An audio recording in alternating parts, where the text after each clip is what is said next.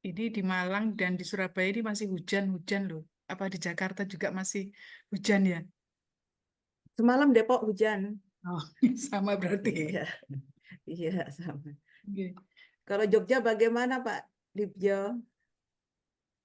Suasana Jogja. Jogja mendung-mendung, mendung. Oh, mendung. Mhm. Ya, tapi kan saya di Jogja KM 70 ya, jadi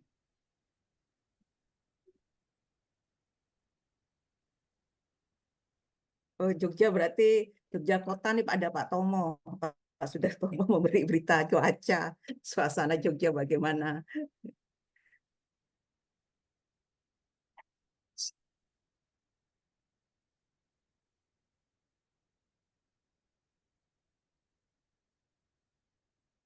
Halo Pak Sudartomo. Suara saya terdengar Bu Ari ya? Dengar, terdengar. Pak Tomo Oh, mungkin berarti Pak masih. Tomo. Iya. Oh iya, masih. Ya, sudah. Halo Mas Dibio, saya negur Mas Dibio Mbak, aja. bagaimana, apa kabar? Sehat-sehat, apik Mas. Ada Anabel sama Jan van der Putten itu Alhamdulillah. lagi di Indonesia. Oh, nggak sempat ikut ICAS Surabaya Mas sama saya. Jan van der Putten lagi pada ikut IKAS.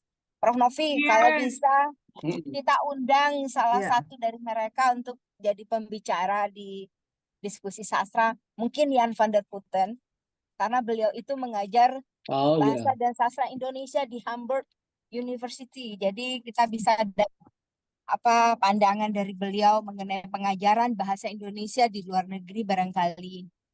Nanti saya bisa Iya, coba iya. hubung iya. Prof. Iya, Novi mau iya. mengagendakan untuk pendengar Hizki kita. Ya, Iya. beliau Iya, fasih iya. berbahasa Indonesia, jadi Ikut tidak kemarin juga masalah. iya, tidak sempat lihat. Tapi kemarin tuh saya sempat bertemu dengan siapa itu ya, pengajar. Dia banyak meneliti tentang Islam di Jawa ya, dari Leiden University. Aduh, namanya siapa lupa saya. Temannya Pak Suryadi, temannya Pak Suryadi. Temannya Pak Suryadi akeh. Ya, maksudnya yang mengajar di Leiden, saya lupa namanya. Sebentar, saya masih Iya. cari. Ya, ya, ya. Nanti, Namanya anu, Jokim, Pokoknya Mbak. salah satu Jokim, Indonesianis dari Leiden lah yo. ya, Jokim van de Iya. Bogat, Jokim. Iya, Pak Mbak Sastri segera diagendakan. Miski. Ya, mereka baru selesai ikut Dengan, IKAS. Ada yang ikut IKAS nggak kemarin di Surabaya? Iya, nggak sempat kemarin itu ya, mau kirim, Ya, mau itu kirim itu. Table of Indonesia itu Ya, mengenai saya UNER Budi itu ya. tahun yang lalu juga nggak bisa ikut. Yang UNER yang partnernya ya, Mbak Sastri yang Ya, nyelenggara. ya, yang penyelenggaranya dari IIAS tentang apa kajian tentang Asia Asia Asia lah, Tenggara. Ya, ya Asia. Asia. Asia atau Asia Tenggara ya, Asia. Asia Pasifik, Pasifik nggak sih? Termasuk India ya, pokoknya Asia, Asia Tengah. Asia seingat saya, bukan Asia Ya, Tenggara ya, Asia. banyak peneliti dari India juga. Iya. Tadi saya lihat Ya, karena temanya kan tentang ini Mbak lautan Sandra Indonesia. ini muridnya Prof Novi ya. Cantik men nih Sandra. Sandra. Sandra Oh. SS. Anggota HISKI mana itu? Diajak terlibat Prof Novi. Halo. Ya, halo Mbak Sandra. Mbak Sandra kalau dari komisariat mana? Oh, di mute masih ini sama Mas Ferry. Tolong di ini Mas Ferry. Jadi, oh iya. Ya kita masih trauma, ada trouble yang Ya, semoga hari jadi ini memang kita, lancar-lancar. Iya. ya. Nanti mungkin Saya saya kira ingat. perlu Hari diingatkan mendung Bu ini Ari. Ya, ya, nanti laporan saya tadi ingatkan lagi bahwa belum bisa. ya, saya ingatkan Jogja lagi. 2 hari Ya. mendung. Hari ini juga masih mendung. Oh ya, sama. Oh, Selamat pagi buat semua peserta yang tidak bisa menjawab secara langsung. Menjawabnya Nanti dalam hati dibuka karena masih bersama. di mute. Ya, Ya, ini sudah pukul 10:05 Ya, di silahkan. saya. Di- Mohon maaf, dimulai, saya ini Bu lagi Ari. di jalan ya, Mbak Ari. Mau Kita Silakan. mulai ada ya. kegiatan di Payung. Mbak Sastri nanti membuka juga kan ya? Baik, baik. Yang membuka Mbak Sastri, Yang buka Mbak Bu Sastri kan? Ari. Ya, yang buka Mbak Ya, Sastri Iya, kan? iya. Ya, iya. bukan Mbak Sastri. Baik, saya mulai. Selamat pagi, Assalamualaikum warahmatullahi wabarakatuh. Waalaikumsalam. Waalaikumsalam. Alhamdulillah, puji syukur kehadirat Tuhan Yang Maha Esa, kita akhirnya bisa bersemuka kembali secara virtual untuk putaran ke-7 dari Sekolah Sastra yang akan diantarkan oleh Bapak Sudibyo dari Prodi Bahasa dan Sastra Indonesia, Departemen Bahasa dan Sastra, Fakultas Ilmu Budaya, Universitas Gadjah Mada. Teman-teman, terima kasih atas kesetiaannya sudah senantiasa membersamai Sekolah Sastra hingga putaran ke-7. Sekolah Sastra ini adalah merupakan salah satu kegiatan HISKI yang didanai oleh bantuan pemerintah untuk komunitas sastra, tepatnya dari Badan Bahasa Kemdikbudristek yang diraih ini proposal ini kompetisinya secara nasional ya dan sangat ketat gitu ya. Dan alhamdulillah teman-teman HISKI berhasil memperoleh dana ini. Ini adalah salah satu dari kegiatan yang didanai oleh bantuan pemerintah untuk komunitas sastra gitu ya. Baik, untuk memulai acara, mari kita simak sambutan dari Ibu Sastri Sunarti Swedi yang akan membuka acara ini. Bu Sastri adalah Wakil Ketua 3 dari Himpunan Sarjana Kesusastraan Indonesia. Silakan Bu Sastri. Mohon, Baik. ya, monggo silakan. Baik, terima kasih Dr. Ari Ambarwati. Selamat pagi, Assalamualaikum, salam sejahtera untuk kita semua. Yang saya hormati Ketua Waalaikumsalam. Umum Himpunan Sarjana Kesusastraan Indonesia, Profesor Novi Anugrajeti, yang sangat kami muliakan dan hormati pada pagi ini narasumber kita, Dr. Sudibyo Prawiro Atmojo dari Universitas Gadjah Mada Indonesia dari FIB. Saya kira teman-teman semua pasti sudah tidak asing lagi dengan nama besar beliau. Sangat banyak mengenai sastra Indonesia, baik itu dari perspektif manuskrip, sastra tradisional, maupun sekarang kita akan mendengarkan bagaimana beliau nanti memaparkan mengenai sastra postkolonial. Salah satu artikel beliau terkait postkolonial itu adalah yang saya ingat ketika membicarakan tentang tetralogi Pemudiaan Tatur yang sangat legendaris itu. Dan saya juga sempat mengutip tulisan itu untuk membahas karya Pram. Nah, akan sangat menarik ini bagaimana kita nanti mencermati temuan-temuan beliau terkait postkolonial, karena ini salah satu pendekatan yang cukup tren untuk melihat karya-karya sastra dari struktur dari perspektif teori postkolonial ini. Tanpa memperpanjang kata, mari kita menyimak pada pagi hari ini. Sudah tidak terasa, sudah sampai pada putaran ke-7 kata Mbak Ari. Dan biasanya putaran ke-7 ini dalam sastra lama itu punya makna yang simbolis. 7 petala langit, 7 petala bumi. Jadi cukup keramat ini ya. Dan mudah-mudahan kekeramatan itu tidak mengganggu atau melancarkan kegiatan kita. Tidak ada lagi hal-hal yang terjadi seperti minggu lalu oleh orang-orang yang tidak bertanggung jawab. Karena niat kita adalah menyebarkan ilmu pengetahuan dan semoga ini menjadi amal bagi para penyelenggara, narasumber, dan kita yang belajar pada hari ini, kemudian menyebarkan kebaikan ini. Wabillahi taufik hidayah, selamat menikmati dan selamat belajar bersama sastra, sekolah sastra atau diskusi sastra yang diselenggarakan oleh Himpunan Sarjana Kesusastraan Indonesia. Terima kasih, saya kembalikan kepada Mbak Ari sebagai moderator. Baik, terima kasih Mbak Sastri yang selalu energik ya. Kemana-mana Mbak Sastri itu, kalau saya dengar namanya itu selalu identik dengan tradisi lisan, karena Mbak Sastri sangat tekun meneliti sastra lisan gitu juga ya. Baik, teman-teman, izin saya menyampaikan tata tertib untuk mengikuti kegiatan ini. Yang pertama, mohon peserta mematikan atau mensenyapkan audio begitu ya. Kecuali nanti akan ada sesi bertanya dan ketika moderator memanggil nama dari Ibu dan Bapak, maka nanti akan secara otomatis akan dinyalakan oleh admin gitu ya.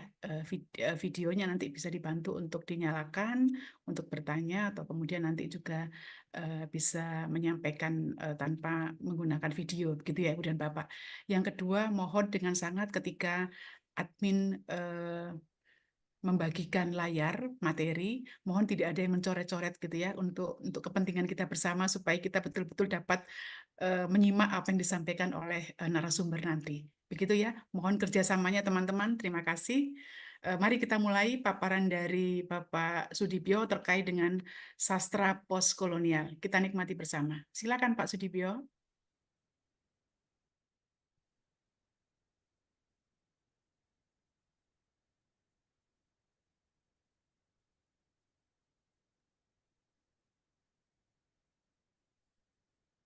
Baik, terima kasih Mbak Arin selaku moderator pada siang hari ini. Yang Dr. Anugrah Yeti sebagai Ketua HISKI yang selalu mengawal diskusi apa saja yang ada di ruang ini. Kemudian sahabat saya, Bu Dr. Sastri Sunarti, juga juru kawal yang luar biasa tegas gitu ya, yang luar biasa tegas. Dan hadirin yang saya muliakan, pertama saya ucapkan terima kasih tentu saja bahwa saya hari ini mendapatkan kesempatan untuk belajar bersama sebenarnya. Ini bukan sekolah tapi belajar bersama tentang postkolonialisme. Tadi Bu Sastri sudah menyebutkan bahwa ini adalah putaran ke-7. 7 dalam berbagai tradisi Nusantara memang kemudian menjadi angka yang sangat penting, karena kalau dalam bahasa Jawa kemudian disederhanakan sebagai pitulungan gitu, itu 7 pitulungan pertolongan.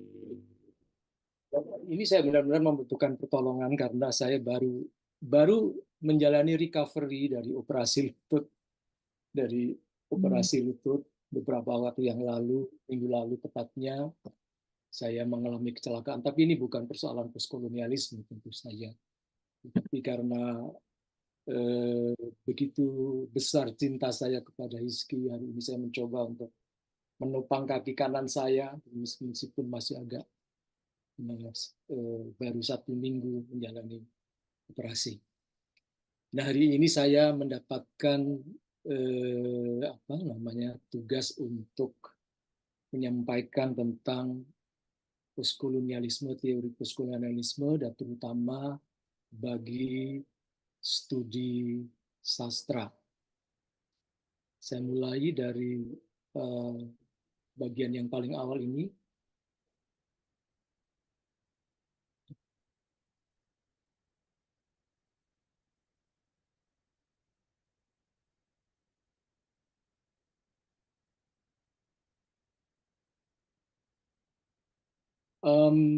Dalam kuliah singkat ini, saya akan mencoba untuk memahaminya bukan sebagai periode sejarah. Jadi ada satu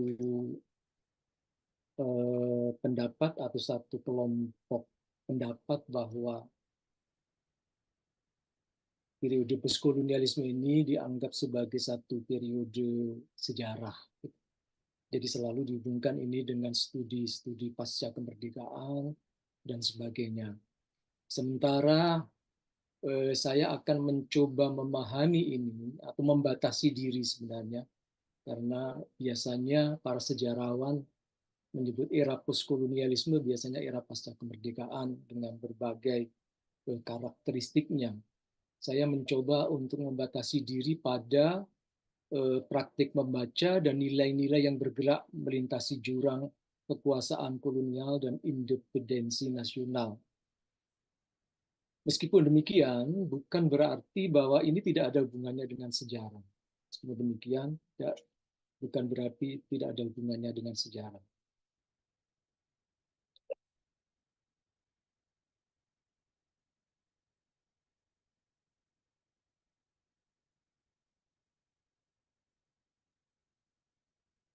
Nah, secara historis, postkolonialisme berhubungan dengan kebudayaan-kebudayaan yang ditundukkan oleh imperialisme Eropa, mengacu periode pasca kemerdekaan, tetapi mengakui bahwa kebebasan politik tidak serta-merta diterjemahkan ke dalam otonomi kultural, ekonomis, dan sosial.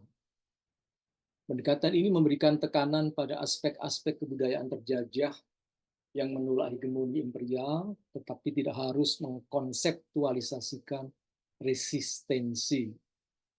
Proyek mengartikulasikan resistensi tekstual antikolonial.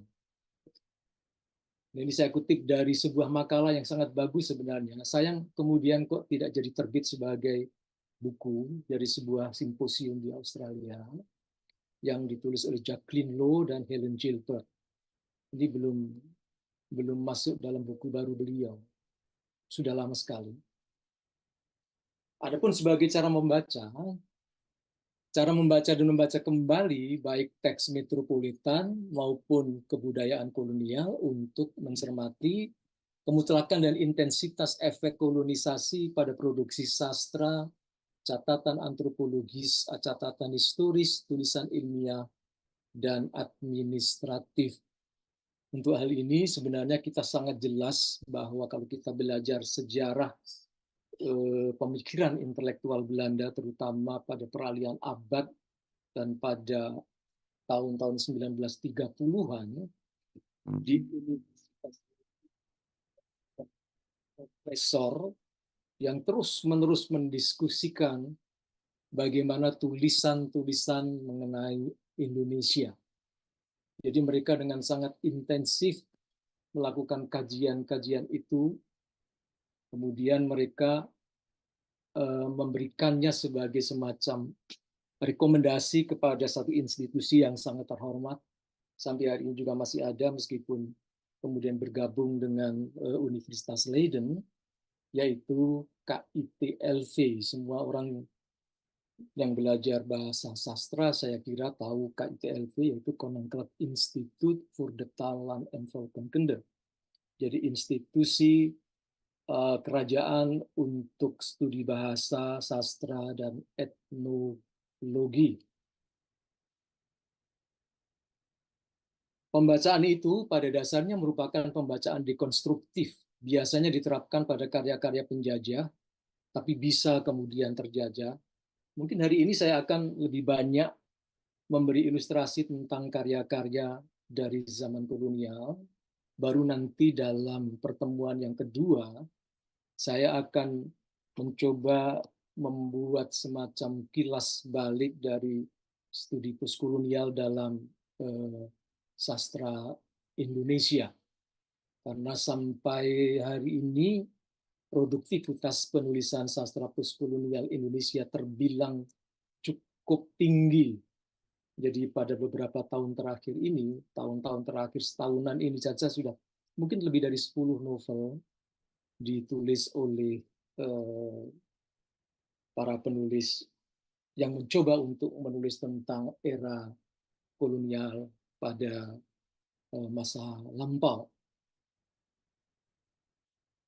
Untuk menunjukkan keluasan teks-teks itu menyangkal asumsi-asumsi peradaban, keadilan, estetika, sensibilitas, ras yang mendasarinya dan mengungkapkan sering tanpa disadari ideologi dan proses kolonialisme.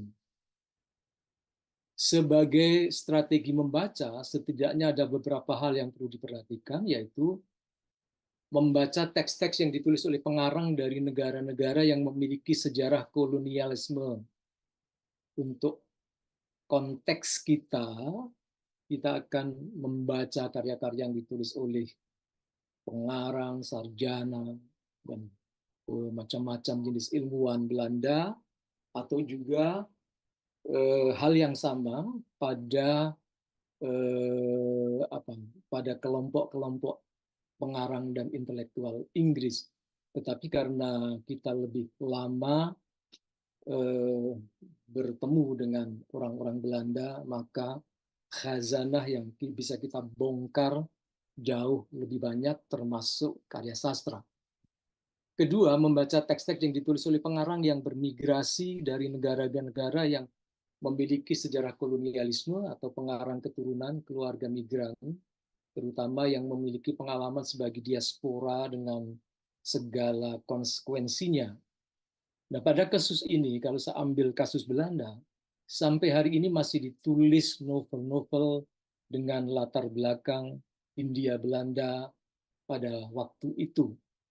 Salah satu yang kemudian diterjemahkan ke dalam bahasa Indonesia pada tahun 2023 adalah Lichter dan Ik, yang kemudian diterjemahkan ke dalam, ini karya Dido Michelson, yang diterjemahkan ke dalam bahasa Indonesia menjadi Lebih Putih Dariku. Dan ini sangat disukai oleh mahasiswa,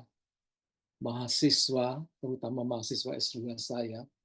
Sudah ada ada 2 tesis di tahun ini yang ditulis tentang topik yang dikemukakan oleh Dido Michelson di dalam novel Lebih Putih Dariku. Sementara karya-karya yang lain yang belum diterjemahkan ke dalam bahasa Indonesia masih cukup banyak. Ada karya-karya Rehibai, ada karya dari Albert Birni tentang sebuah perkebunan di sekitar Jember. Itu semuanya adalah karya-karya yang ditulis mutakhir, yang menunjukkan bahwa keturunan para migran sebenarnya ini adalah orang-orang yang dulu terusir atau kembali baik sukarela maupun paksa ke negeri leluhur mereka. Yang ketiga, dalam kaitannya dengan wacana kolonial, membaca kembali teks-teks yang ditulis pada era kolonialisme, baik yang secara langsung menyampaikan kolonialisme maupun tidak. Jadi sebenarnya sudah saatnya kita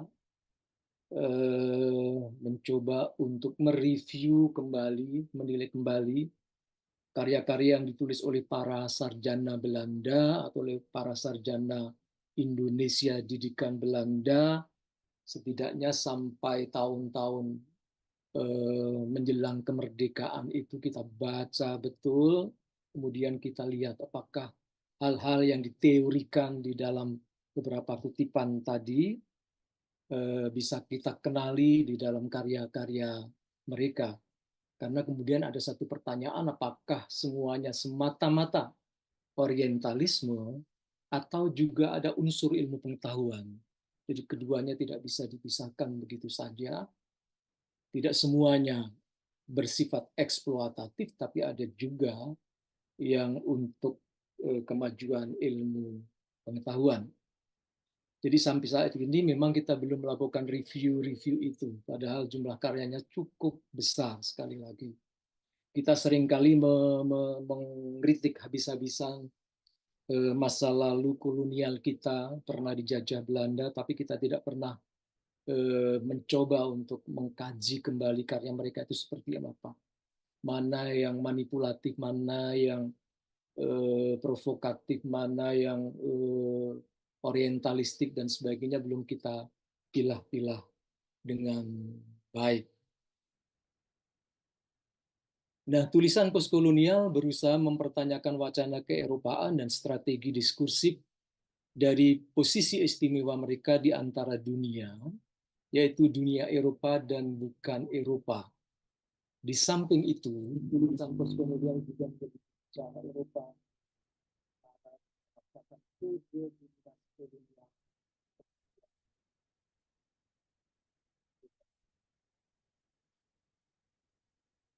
Nah, biasanya kalau kita berbicara tentang wacana kolonial, kita kemudian menjadi berterima kasih kepada Michel Foucault yang pernah berteori terhadap wacana.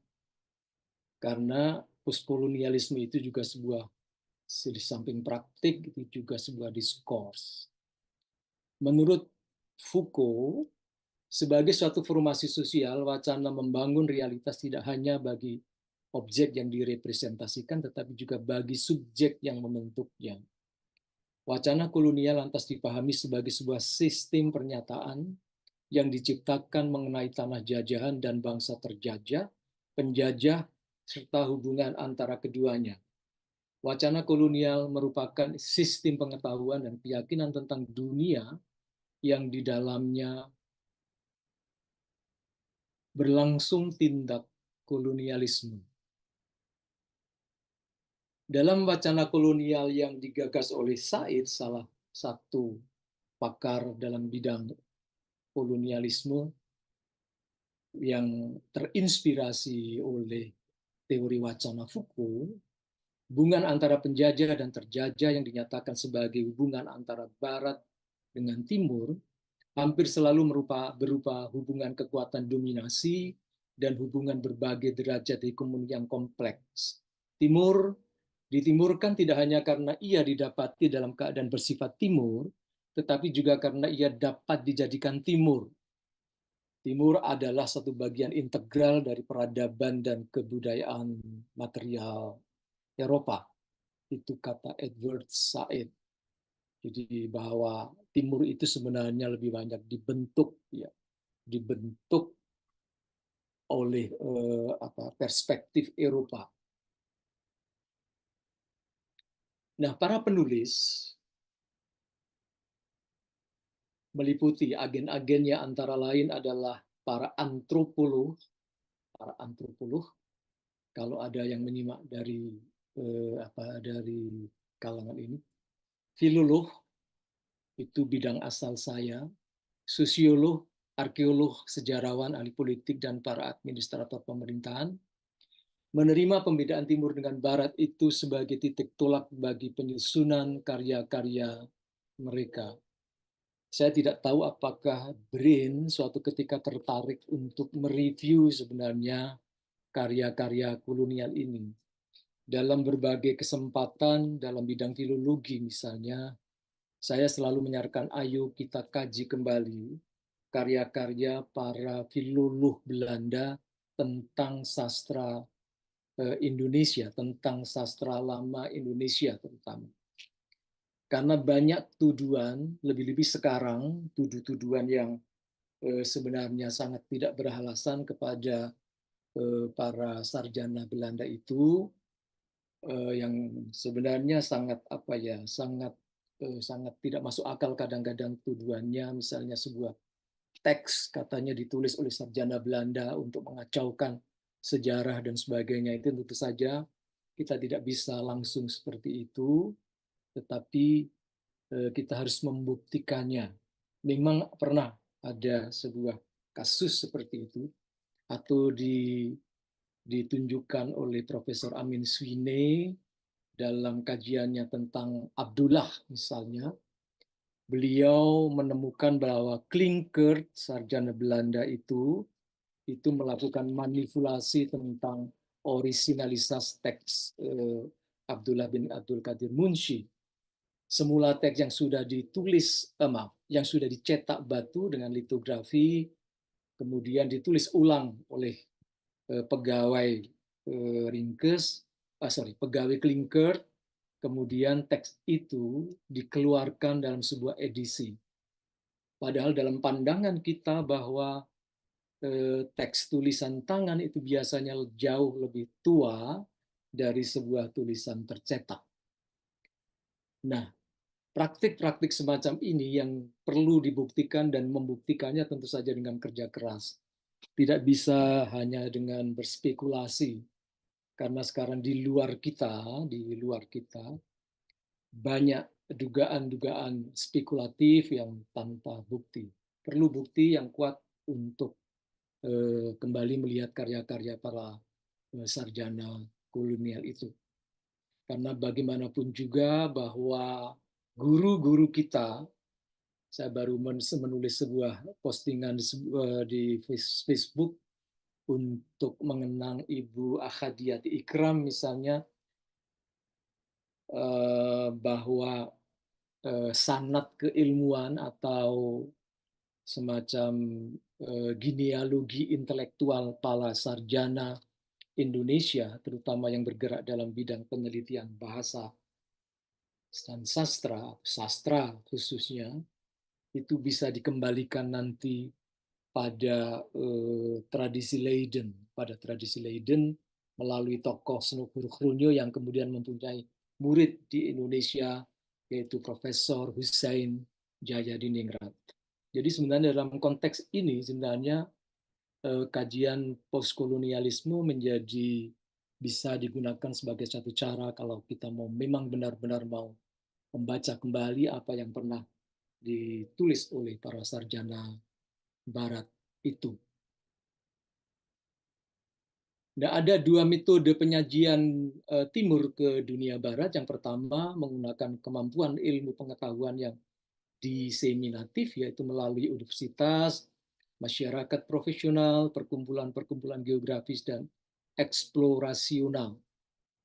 Kita di Indonesia, terutama di Batavia pada waktu itu, mengenal ada sebuah lembaga namanya Koninklijk Batavia's Genootschap van Kunsten en Wetenschappen. Ini memberi warisan yang cukup berharga untuk kita, yaitu koleksi benda-benda tinggalan arkeologisnya ada di Museum Nasional, sementara koleksi-koleksi berupa buku, manuskrip, dan sebagainya sekarang ada di Perpustakaan Nasional. Ya, selalu ada saja hikmah tersembunyi dari peristiwa kolonialisme. Nah, cara penyajian seperti ini yang disebut dengan orientalisme laten. Orientalisme laten. Jadi memang benar-benar bahwa nafas orientalisme dalam dunia pendidikan di Indonesia, terutama sampai generasi saya mungkin ya, itu masih terasa sangat kuat. Gitu. Jadi dulu untuk memasuki sebuah minat, misalnya minat filologi, seorang mahasiswa dipaksa begitu banyak belajar bahasa klasik. Jadi bahasa klasik Barat misalnya disuruh mengenal bahasa Latin, kemudian bahasa klasik India ada bahasa Sanskerta, kemudian bahasa Arab, dan juga bahasa-bahasa Nusantara, Jawa kuno, dan sebagainya. Katanya pada waktu itu, kalau ingin menjadi filolog harus belajar itu. Tanpa belajar itu, maka keandalan Anda sebagai seorang filolog akan diragukan. Pada waktu itu seperti itu. Kalau teksnya teks Melayu lebih banyak bahasa Arab dan bahasa Persia misalnya. Jadi semangat seperti itu sebenarnya adalah model belajar warisan para orientalis baik dari Akademie Delft dan Universitas Leiden pada waktu itu. Nah, orientalisme laten bersifat konservatif, didedikasikan untuk pelestarian dirinya dan diwariskan dari generasi ke generasi. Orientalisme laten menegakkan keberadaannya tidak berdasarkan keterbukaannya atau reseptivitasnya terhadap Timur, tetapi di atas konsistensi internal dan berulang-ulang kehendak untuk menguasai Timur. Metode yang kedua digunakan berdasarkan hasil dari satu konvergensi yang penting. Para orientalis memperbincangkan Timur melalui karya-karya yang mereka sajikan. Jadi saya sudah menyebut bagaimana para intelektual Belanda, intelektual Inggris begitu bersemangat untuk mengkaji karya-karya tentang Indonesia atau produk buah pemikiran orang-orang Indonesia. Di sini orientalis adalah seorang ahli yang pekerjaannya adalah menafsirkan Timur bagi teman-teman senegara mereka. Hubungannya dengan Timur secara esensial bersifat hermeneutis karena dia menafsirkan. Ia berdiri di depan satu jarak peradaban atau monumen kebudayaan yang jauh dan berusaha mengurangi kekaburan itu dengan menerjemahkan, menggambarkannya secara simpatik serta menangkap objek yang sulit dijangkau itu. Akan tetapi orientalis tetap berada di luar timur. Meskipun ia telah bersusah payah untuk memahaminya, timur tetap berada di luar jangkauannya. Jarak waktu, budaya, dan geografi kemudian dinyatakan dalam metafora-metafora tentang kedalaman, kemisteriusan, dan kerahasiaan. Jadi sesuatu yang tidak terpahamkan kemudian melahirkan semacam identifikasi bahwa timur adalah sesuatu yang sangat dalam, yang tidak bisa begitu saja dipahami, misterius, dan juga bersifat rahasia. Orientalisme berkembang sebagai satu cara berpikir daripada sebagai kajian tentang akurasi deskripsinya tentang timur. Jadi entah benar, entah tidak menjadi masalah. Meskipun tentu saja tidak seperti yang kita bayangkan orang bisa ngawur, itu tidak. Tapi maksudnya apakah deskripsinya tepat atau tidak, misalnya menggambarkan bangsa kita, sebagian bangsa kita sebagai kaum kanibal, itu diragukan adanya. Hanya tesis ini kemudian gugur ketika memang benar-benar orang kita itu ada yang kanibal. Anda masih ingat kasus di Banjarnegara misalnya, bahwa ada orang yang menyantap mayat yang sudah dikubur beberapa lama pada waktu itu. Tokoh itu adalah Sumanto. Secara teoretik Sumanto menggugurkan bahwa kita tidak pernah ada kanibalisme. Dan ternyata pada Sumanto itulah kita melihat sosok yang digambarkan ini. Jika Barat mengkaji Timur, yang terlihat adalah ekspansi kolonial dan dominasi. Said berpendapat bahwa orientalisme menciptakan objek yang dapat dimanipulasi untuk kepentingan politik dan ekonomi. Ini saya lewati saja, saya rasa sebagai pengikat di belakang ini baik penjajah maupun terjajah berdasarkan pendapat Said yang kemudian dievaluasi oleh para penanggapnya. Di sana ada Moore, Gilbert, dan kemudian Homi Bhabha, membutuhkan dan bergantung pada pihak lain agar dapat membentuk dirinya sendiri. Berdasarkan ini, penjajaran subjek kolonial yang kita kenal, hitam putih, diri lian, terkacaukan, dan dasar-dasar tradisional mengenai identitas ras buyar. Nah, sebelum sampai ke sini, mungkin kalau ada tanggapan, saya persilakan. Silakan teman-teman. Pak Sudibyo menawarkan kalau ada hal-hal yang ingin disampaikan terkait dengan yang sudah disampaikan sebelum lanjut ke pembahasan berikutnya. Silakan. Boleh angkat tangan atau menuliskan di chat mungkin.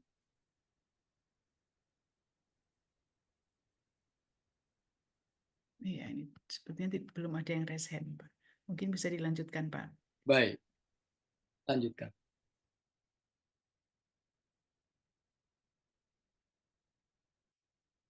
Baik, kita coba identifikasi sebenarnya bisa menjangkau apa saja kajian postkolonialisme itu. Yang pertama adalah bahasa. Bahasa, contohnya saja bahasa Indonesia sebenarnya. Bahasa Indonesia sangat menarik untuk dikaji dari sisi ini. Karena seperti penelitian yang dilakukan oleh Henk Mayer, beliau mengatakan bahwa bahasa ini adalah, mohon maaf ini, bahasa ini bahasa yang kemudian dirumuskan kembali dan kemudian tidak bisa lepas dari campur tangan para pejabat kolonial pada waktu itu. Misalnya ya, yang pertama kita bisa kenal ada satu ejaan yang disebut ejaan Van Ophuijsen. Van Ophuijsen. Ejaan Van Ophuijsen adalah ejaan bahasa Melayu untuk kepentingan membaca transliterasi Latin ke dalam bahasa Belanda. Jadi tentu saja di situ kemudian aksara Arab Melayu itu disesuaikan dengan kepentingan untuk membaca teks Latin dalam aksara Latin terutama aksara Latin dengan ejaan Belanda. Itu yang pertama. Kemudian kita lihat juga bahwa pada awal perdebatan terutama di Universitas Leiden pada tahun 30-an, mereka masih beranggapan bahwa bahasa Melayu misalnya merupakan bahasa yang sebenarnya sangat mudah. Mereka mengatakan begitu. Bahkan bahasa ini bisa dikuasai dengan baik ketika mereka berada di dalam pelayaran menuju Indonesia pada waktu itu. Itu yang pertama. Kemudian tentu saja masih banyak persoalan lain, tidak hanya bahasa Melayu, bahasa Belanda dan sebagainya, tapi bahasa yang lain juga. Yang kemudian sejarah. Kita tahu bahwa sejarah kita cukup lama berada di dalam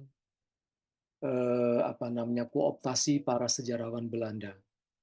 Kajian sejarah berada dalam kooptasi oleh para sarjana Belanda, sehingga muncul sejarah-sejarah yang tentu saja menguntungkan mereka dalam satu sisi, ya.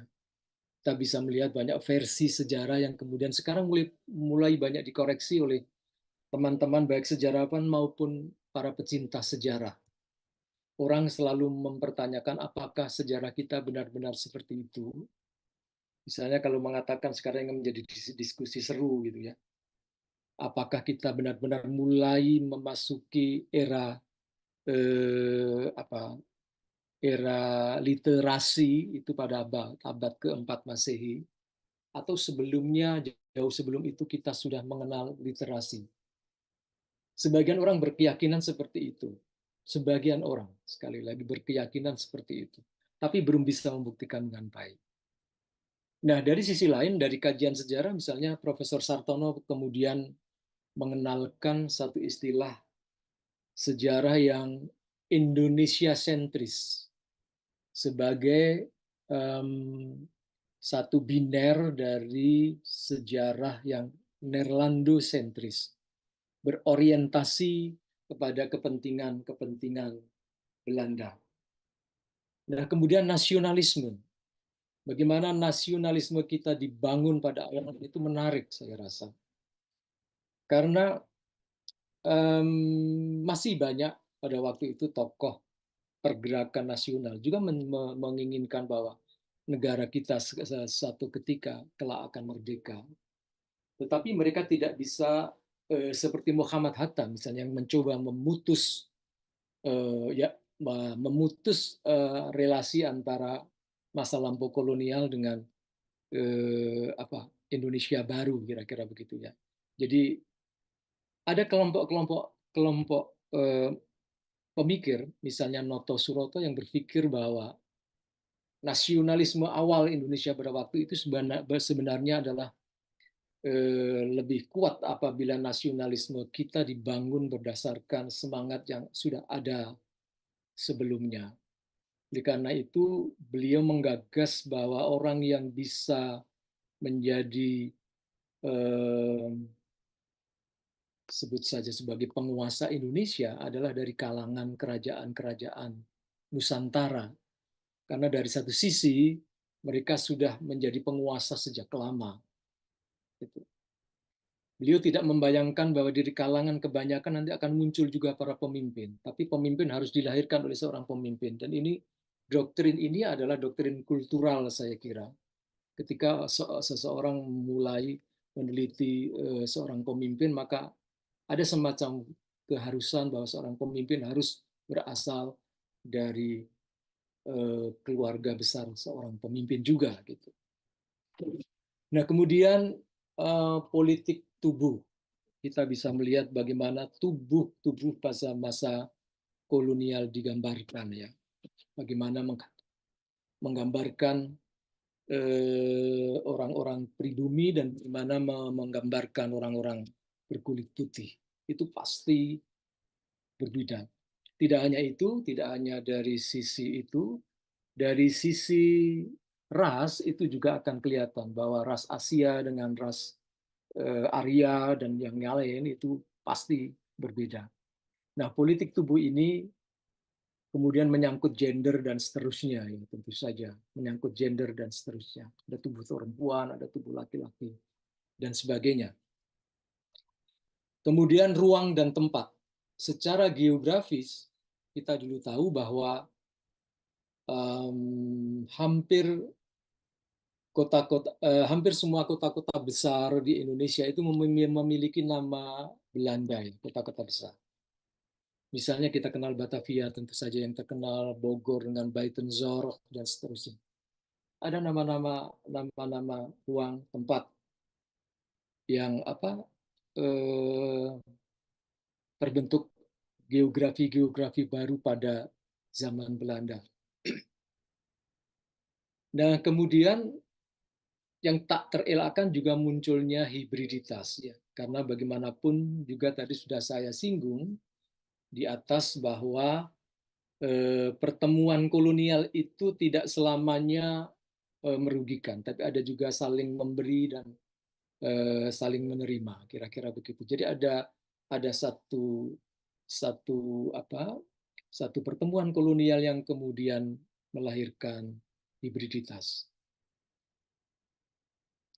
Nah, tentang politik tubuh, kita bisa melihat bagaimana tubuh dikontrol, bagaimana tubuh diperlakukan, bagaimana perbedaan fisik dideskripsikan, kemudian bagaimana warna kulit, jenis rambut, bentuk mata, bentuk hidung, kemudian semuanya kurang lebih bermuara pada penguasaan. Jadi ras-ras yang layak dikuasai adalah ras-ras tertentu.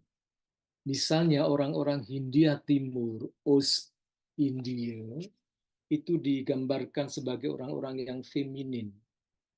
Artinya dibandingkan dengan para pengarung samudra, mereka agak mengesampingkan bahwa kita juga bangsa pengarung samudra, itu sebagai bangsa yang maskulin. Sehingga mereka seolah-olah ditakdirkan, ada semacam doktrin bahwa ditakdirkan mereka untuk menjadi seorang penguasa. Nah, tentang ruang tempat, misalnya, kemudian kita bisa melihat aspek-aspek ini, perasaan salah tempat karena berada di negeri jajahan. Ini banyak terungkap di dalam novel-novel yang ditulis oleh orang Belanda tentang Indonesia pada zaman Hindia Belanda. Jadi biasanya yang menjadi sasaran adalah cuaca panas negeri tropis. Mereka sangat tersiksa oleh keadaan itu. Bahkan ada satu penyakit yang disebut penyakit gila tropis. Jadi orang itu menjadi kehilangan orientasi karena mengalami penyakit gila tropis. Kemudian yang kedua, perasaan terasing akibat perpindahan yang dipaksakan, misalnya perbudakan dan pekerja paksaan. Jadi tidak semuanya bahagia tentu saja diberangkatkan ke Indonesia, ada juga yang terpaksa. Tapi ada juga yang dengan sukarela. Kemudian kartografi, ruang-ruang yang dianggap kosong karena kebanyakan dunia di luar Eropa, Asia pun kalau Asia terutama masih bisa dihargai, yaitu Asia Timur dan Asia Selatan, India.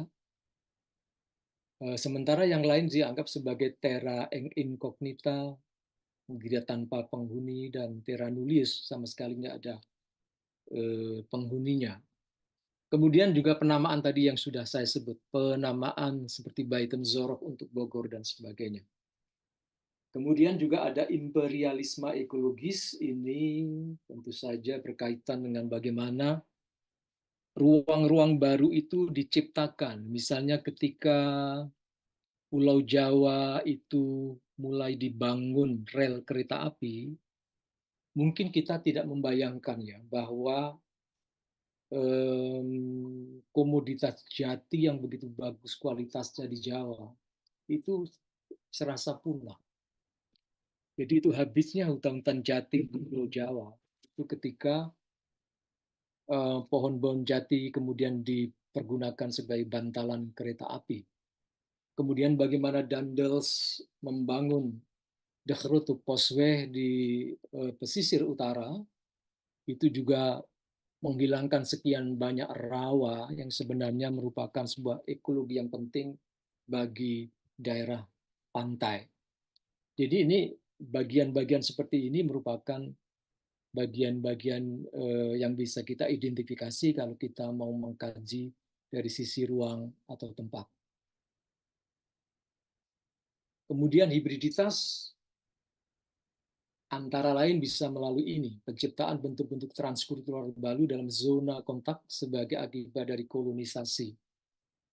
Jadi di keraton-keraton Jawa, nanti saya beri ilustrasi, kita bisa melihat contoh-contoh ini. Sampai hari ini misalnya, kalau kita ke Mangkunegaran dan mencoba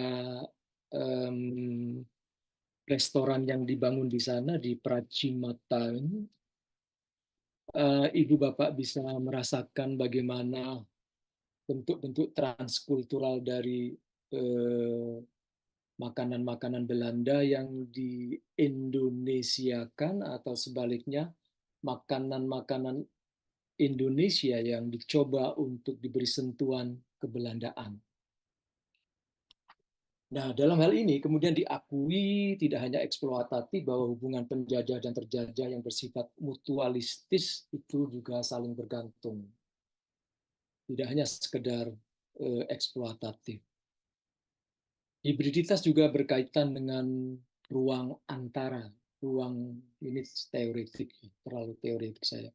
Berkaitan dengan ruang antara. Ruang di antara penjajah dan terjajah itu memunculkan satu identitas baru. Nah, ini juga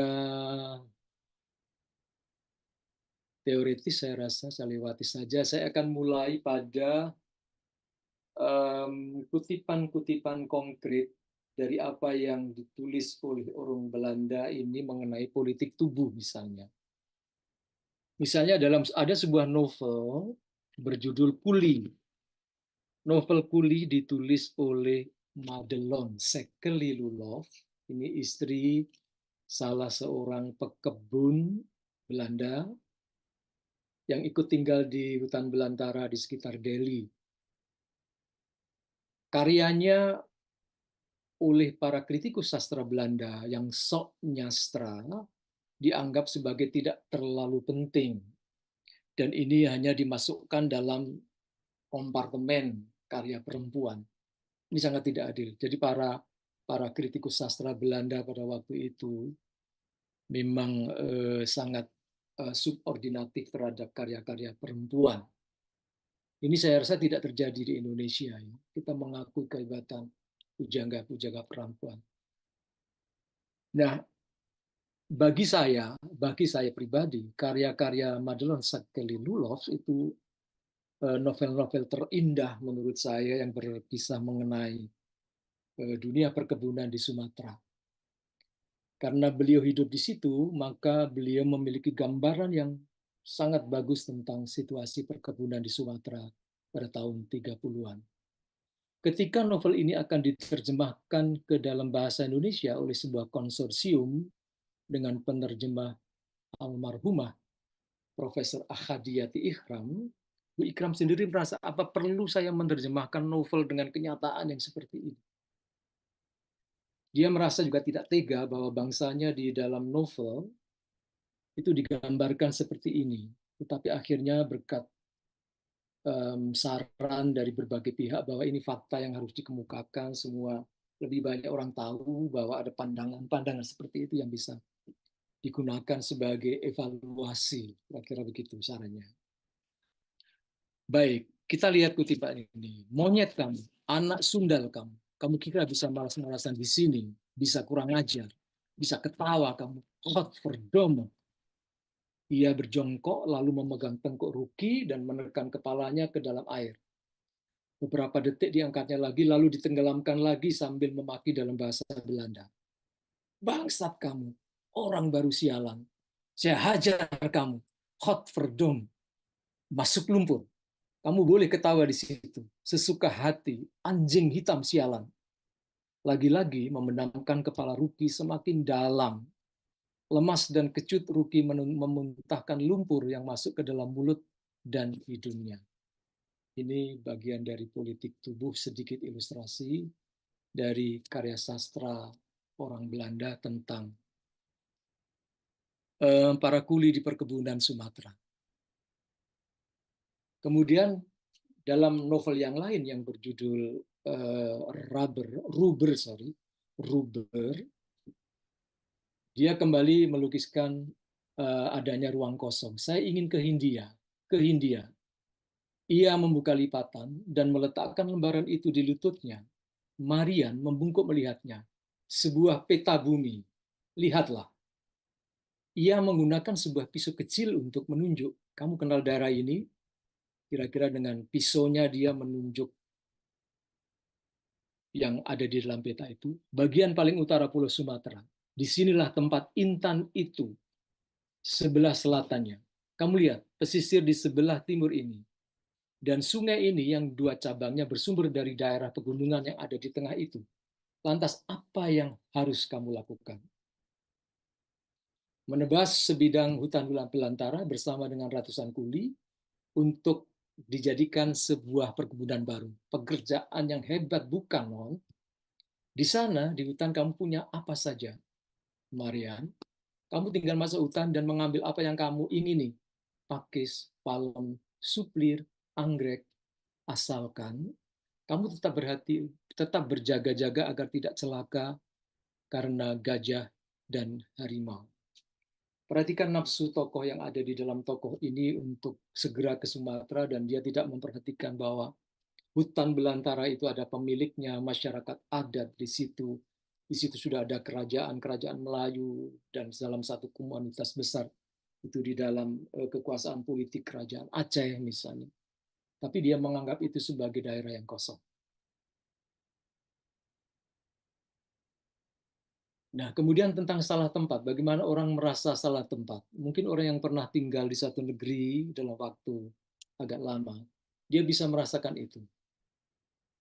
Ini dari Ruber lagi yang saya kutipkannya, bahwa hidup telah menelan seseorang, baru diketahuinya setelah dia tiba di Eropa. Setiap orang beranggapan demikian, bahwa dia menjadi lain. Ayah, teman-teman, orang-orang di jalan, kondektur tram, dan pelayan restoran. Dia telah berubah menjadi lain. Bayang-bayang dan ingatan tentang negeri jauh dan asing selalu bergelayut. Seorang yang tersisih, terasing. Seorang manusia Hindia. Seorang yang telah melakukan cuti, seorang anggota pasukan asing yang datang kembali ke masa remajanya, dan tetap anggota pasukan asing. Dia merasa kesepian dan tidak punya harapan. Jadi ketika tokoh ini kembali ke Amsterdam, ke tempatnya semula, dia merasakan semua keasingan itu. Semua orang melihatnya. Karena dia baru pulang dari sebuah negeri, yaitu Hindia Belanda. Dia sudah menjadi terhindiakan, perindisen dalam bahasa Belanda. Jadi ini sering diacu sebagai pangkal sebuah ketidaknyamanan, gitu ya. Bahwa hidup di Hindia kemudian karena pengaruh kebiasaan di Hindia Belanda, seseorang akan berubah menjadi lain. Nah, misalnya hibriditas, sedikit gambaran dari novel Uruh. Ini novel yang ditulis pasca mereka berangkat dari Indonesia setelah tahun 45 dan berakhir tahun 66. Dalam salah satu kutipannya, anak ini tidak pantas berada di kampung. Ini orang tua tokoh, aku orang Belanda Totok. Begitulah yang biasanya dikatakan ayahku bila aku diam. Tidak bagus untuknya. Bahasa Belandanya tidak santun sama sekali. Kalau dengar dia akan menjadi anak kampung. Melarangnya. Dia tak akan bisa masuk sekolah manapun bahasa gadu-gadu itu, kata ayahku. Bahasa Belanda campur bahasa Sunda. Dia harus lebih dahulu belajar membuka mulutnya dalam bahasa Belanda yang santun. Jadi tokoh aku sudah beberapa tahun mengikuti ayahnya di Belanda, di Indonesia, kemudian campur dengan Uruh, sahabatnya, anak seorang pekerja perkebunan tempat ayah aku bekerja, dan kemudian mereka secara intensif berkomunikasi sehingga menghasilkan bahasanya mungkin bahasa Creole atau bahasa yang sudah tercampur. Dan ini bagi orang Belanda sekali lagi, percampuran bahasa ini menjadi percampuran yang sangat-sangat dihindarkan. Ini alasan salah satunya bahwa bahasa Belanda tidak pernah diajarkan sebagai bahasa pengantar di sekolah secara umum. Hanya sekolah-sekolah tertentu saja yang berhak mendapatkan pembelajaran bahasa Belanda. Nah, ini yang lain. Dari Uruh masih ya. Di akhir sekolah di sini kau harus ikut matrikulasi, kemudian masuk HBS, Hogeschool, sekolah menengah. Dan di kehidupan di sini, ia menyapukan lengannya. Kau tidak berkembang dengan cara begini. Nanti kau mirip pribumi. Ini yang kucemaskan. Lagi pula, ia ragu-ragu sebentar sebelum menambahkan. Kau pasti bisa mengerti, nak. Kau orang Eropa. Aku merenung sebentar. Namun pentingnya fakta terakhir itu bahwa aku orang Eropa tak bisa masuk ke pikiranku. Nah, sekarang bagaimana tampilan hibriditas tokoh Bumiputra Uruh itu? Uruh karena kemudian diangkat anak oleh salah seorang perempuan Belanda, dia mulai terbelandakan. Uruh biasanya memakai peci, kemudian sarung bergantung di pundaknya. Sekarang kelihatan rapi dalam polo shirt putih dan sepatu linen. Ia tak lagi mengenakan peci. Ketika aku menanyakannya, ia membuat isyarat tak sabar dan mendecakkan lidah. Aku bukan Muslim. Ia menjelaskan di kemudian hari. Aku harus mengakui bahwa dalam pelaksanaan agamanya, ia tak pernah rajin memenuhi kewajibannya. Meskipun ia pergi ke masjid dengan beberapa jongan kami di Kebun Jati, namun dengan meninggalkan pecinya, ia tak tampak kehilangan satu ciri khasnya. Baju ala Eropa dan rambut tebalnya yang dipotong modis hingga batas tertentu merenggut kesederhanaannya. Ciri khas pribumi yang menurutku selalu menjadi bagian dirinya. Kusadari dengan jengkel bahwa tingkah laku dan gaya bicaranya seperti gaya anak Indo. Uruh yang sudah terhindiakan betul-betul menjadi mencemaskan. Mereka secara mencolok meniru tokoh-tokoh dalam film dan olahraga, naik motor balap warna-warni dengan pakaian meriah dan sering bergerombol melintasi kota. Nah, kira-kira demikian yang saya sampaikan pada kesempatan ini.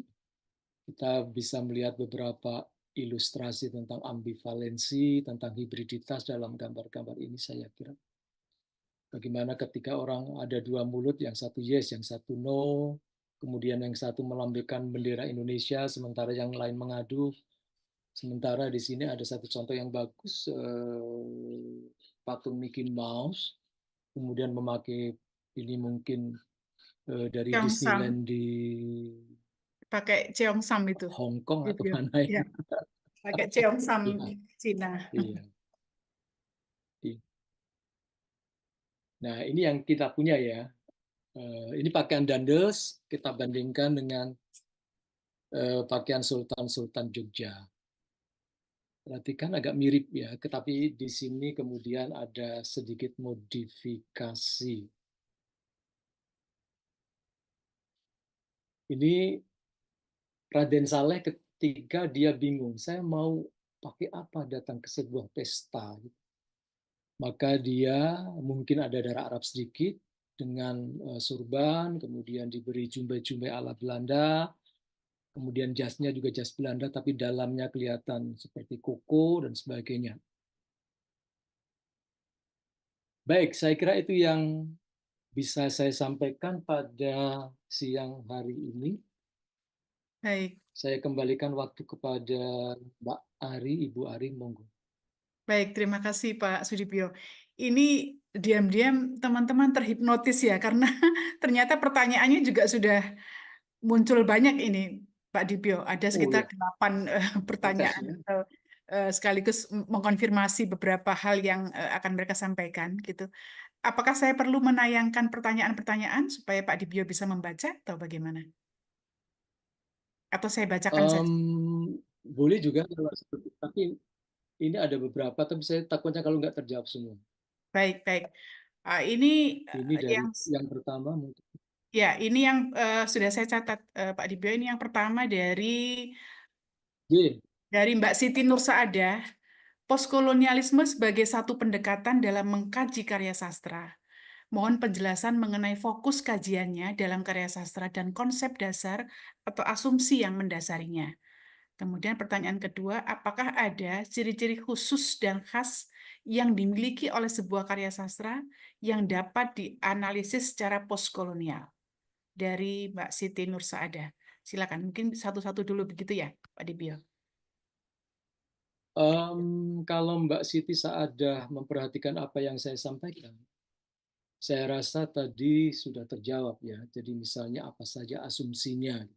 Banyak sekali asumsinya karena kemudian sangat berkembang. Tapi yang paling penting asumsi utamanya bahwa ada unsur penjajah dan terjajah di situ. Kemudian prakteknya tentu saja banyak sekali tadi, meliputi tubuh, meliputi ruang, kemudian meliputi pertemuan kolonial, dan sebagainya. Kalau saya cenderung untuk karya-karya yang akan kita kaji dari perspektif postkolonialisme, adalah sebuah karya-karya yang memang benar-benar berkisah tentang pertemuan antara penjajah dan terjajah. Saya menyebut pertemuan antara penjajah dan terjajah. Dari situ kita akan terhindar dari bias, saya rasa, karena banyak juga yang mencoba untuk bahwa ini adalah aspek postkolonialisme, karena ini mereka asumsikan merupakan semacam jejak dari masa lalu kolonial. Tapi kita tidak bisa membuktikan dengan tepat, saya rasa, karena agak sulit untuk mengenali apakah sebuah mentalitas itu mentalitas kolonial. Mentalitas kolonial itu buktinya apa? Ini yang sampai hari ini kita sering berdiskusi kalau sedang ada kesempatan menguji misalnya. Oh, ini adalah warisan kolonial. Saya selalu bertanya, apa buktinya Anda mengatakan bahwa ini warisan kolonial? Misalnya pejabat yang korup. Ada yang mengatakan itu warisan kolonial. Apakah tidak ada dalam tradisi lama kita korupsi misalnya? Jadi itu Mbak, nanti bisa dilihat lagi dalam slide, saya rasa karena begitu banyak identifikasinya, Anda bisa melihat dengan baik apa yang tadi saya sampaikan. Matur nuwun. Baik, Pak Dibio, ini mungkin bisa stop share dulu. Ada yang akan bertanya supaya nanti Pak Dibio bisa dipin gitu. Oke. Ya. Mohon admin bisa membuka audio dari Saudara Ilang Sari. Saudara Ilang Sari, raise hand, angkat tangan. Sudah Ibu, tinggal di accept. Oke, silakan Mbak atau Mas. Ya, silakan. Terima kasih banyak Bu atas kesempatan yang diberikan. Ini saya mau tanya, ini sastra postkolonial kan berkaitan dengan karya sastra yang dibuat pada masa kolonial, yang tentunya merupakan warisan kolonial yang ingin dibaca pada masa sekarang. Nah, karya tersebut saya yakin tentu berkaitan dengan kondisi pada saat itu yang ingin disampaikan oleh para pujangga. Nah, sekarang yang ingin saya tanyakan, bagaimana caranya mengejawantahkan ini suatu karya sastra pada masa lalu agar pembaca bisa mengetahui kondisi yang sebenarnya. Jadi hanya dengan mengkaji sastra postkolonial, kita pada masa sekarang ini bisa mengetahui kondisi pada masa lalu. Kemudian yang kedua yang ingin saya tanyakan, nah, sastra Indonesia saya yakin itu banyak dibuat oleh para pujangga orang Indonesia pada zaman dahulu. Dan misalnya karya sastra Indonesia yang laga-ligo itu ada di Belanda. Nah, karya sastra ini merupakan karya terpanjang di dunia. Nah, yang ingin saya tanyakan, apakah ada sistem yang bisa diberlakukan agar karya sastra yang dibuat oleh para pujangga Indonesia pada zaman dahulu itu, ini bisa kembali dikaji oleh putra-putri pertiwi kita pada masa sekarang. Saya kira saya cukup pertanyaannya, Bu. Baik, terima kasih Mbak Ilang Sari. Monggo, Pak Dibio. Baik, terima kasih Mbak Ilang Sari. Pertanyaan yang menarik. Yang pertama tentang bagaimana kita mencoba memverifikasi sebuah karya-karya yang ditulis oleh para penulis kolonial. Tentu saja kita tidak akan terima semua asumsi yang ada di belakang karya itu. Jadi misalnya saya beri contoh pada novel Uruf. Apakah ya benar bahwa orang-orang kita pada waktu itu, orang-orang kebanyakan itu setara dengan kerbau? Tapi asumsi mereka begitu.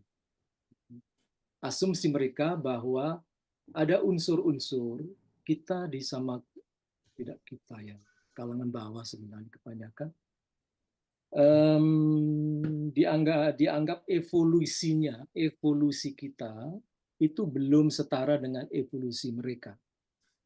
Banyak pendapat yang didukung oleh penelitian antropologi pada waktu itu, antropologi kolonial, bahwa kematangan kita itu hanya setara dengan kanak-kanak.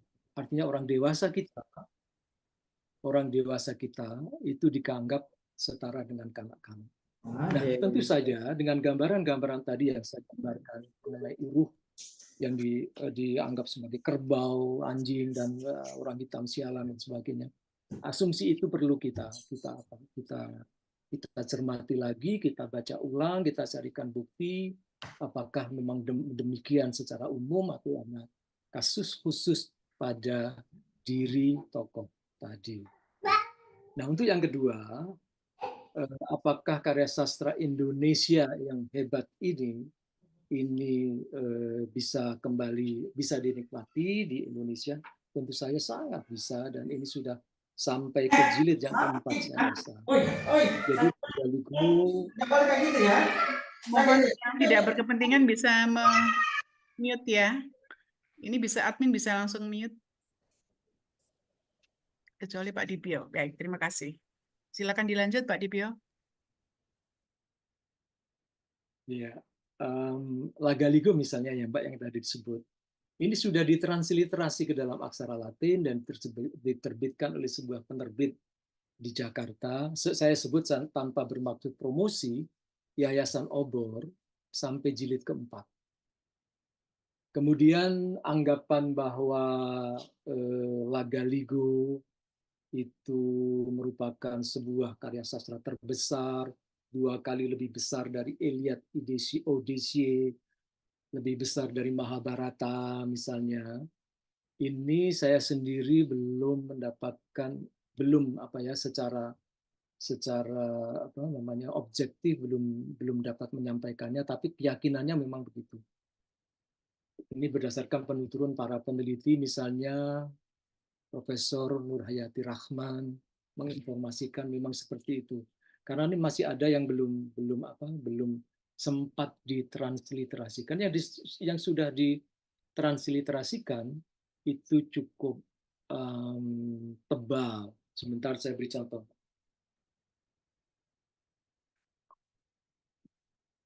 Di belakang saya kebetulan ada Lagaligo.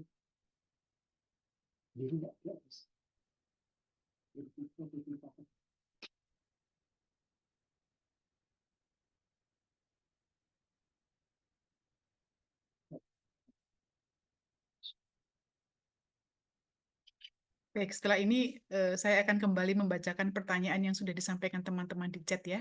Tadi dari 8 baru 1 yang terjawab. Mohon bersabar. Baik, saya akan menunjukkan saja. 1 jilidnya sekian lah ya. Mana agak kelihatan. Oh, untuk menutupi muka saya aja supaya kelihatan. Nah, ini 1 jilid sekian. Artinya bahwa volume teks ini besar sekali. 1 teks terdiri atas hampir 600 halaman. Jadi sudah terbit sekitar 2.500 halaman. Jadi ini tentu saja hal yang sangat membahagiakan. Ya. Oke, kira-kira begitu. Jadi tidak hubungan kita dengan perpustakaan di Leiden sangat bagus dan akses ke situ tidak dipersulit, tidak seperti masa itu memang ya. Karena bagaimanapun juga koleksi Leiden itu kan berasal dari kerja dari seorang misionaris bernama Matthes yang memang dia mengupah orang untuk menyalinkan bagi dia. Oleh karena itu sebenarnya semacam milik pribadi ya, koleksi pribadi. Sehingga tidak sepenuhnya betul bahwa itu disembunyikan, tidak ada proses lah. Baik, matur nuwun. Saya kembalikan Menarik ya. Mbak Ari. Ya, terima kasih Pak Dibyo. Ini sebelum saya menyampaikan beberapa pertanyaan dari teman-teman, ini ada yang memberikan contoh bagus Pak Dibyo. Selamat pagi Bapak Ibu dari Bu Indira Ismail. Ya. Terima kasih Bu Indira ya. Iya, Salam Bu Indira ini seorang ya. penerjemah yang luar biasa juga. Ya, Oke. jadi izin Coba, menginfokan Mbak. bahwa ada beberapa buku sastra Belanda yang sudah diterjemahkan dalam bahasa Indonesia, barangkali dapat digunakan untuk Ya. kajian postkolonial ya.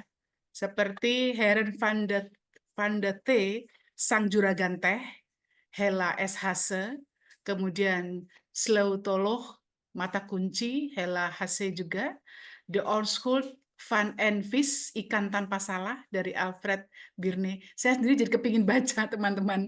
Vogels Ron and Fro, lalu ada burung, Alfred Birne. Terima kasih informasinya Bu Indira. Baik, terima kasih Mbak Indira, luar biasa. Baik. Ini memang sudah agak susah dicari di Oh ya, buku-buku mungkin karena sudah ini kalau Pak saya Budia ya, mengajar sudah cukup lama ya, jadi mungkin ada beberapa waktu. iya Tapi iya. beliaulah penerjemahnya salah satunya. Oh, luar Salah biasa. satunya beliau ya. Uruh beliau kan katanya. Ya, Uruh saya sudah baca Heren juga. van de Thee juga udah dibeli. Iya, ya, ini kita membacakan kembali pertanyaan dari teman-teman ya, dari Bapak Marjito. Ada ungkapan, jika sejarah itu milik penguasa, maka masa kolonialisme tentu penjajah adalah sang penguasa. Sejauh mana sastra digunakan untuk mendesain sejarah versi penjajah? Dan bagaimana respon bangsa terjajah dalam konteks sastra?